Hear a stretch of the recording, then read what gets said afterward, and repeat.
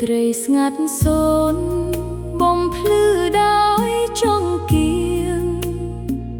កូនខំអានរៀនចងចាំអក្ខរា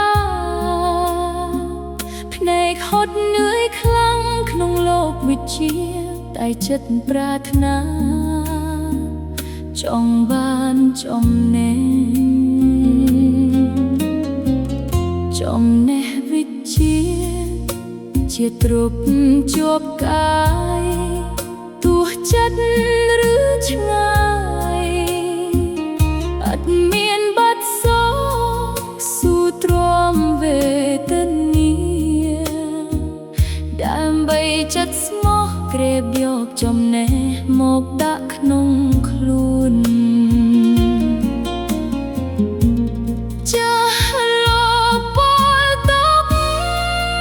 ជាពាក្យទូនមានឲ្យកូនចៅមានស្មារតីមាំមួនបើចង់ស្រណុកកុំបាច់សិក្សាឡើយខ្លួនចង់បានវិជ្ជាមាំមួនត្រូវលះបង់ក្តីសុខកា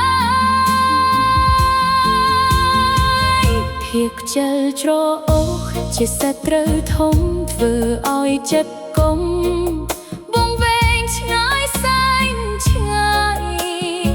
ត្រូវអត់ធ្មត់រៀនទាំងចិត្តទាំងកាយ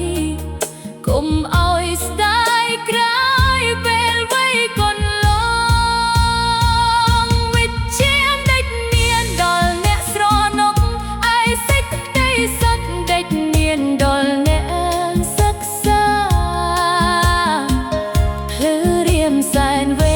នឿយខ្លាំងណាស់តែជាមាគានាំទៅរកបុណ្យលឺអត់ធ្មត់ថ្ងៃនេះដើម្បីថ្ងៃក្រោយកុំឲ្យជីវិតលងលុកអត់មានអ្នកដឹងឮវិជ្ជាជាប្រទីជួយឲ្យយើងឆ្លៀសស្វ័យ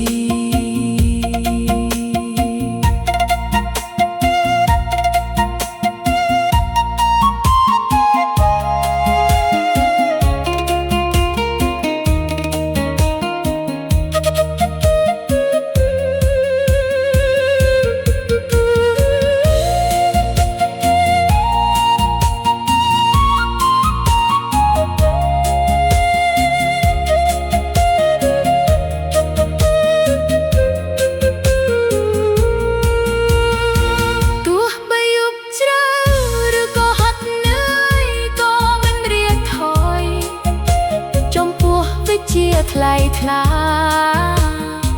ចំណេះក្នុងខ្លួនជាទ្រព្យមហិមា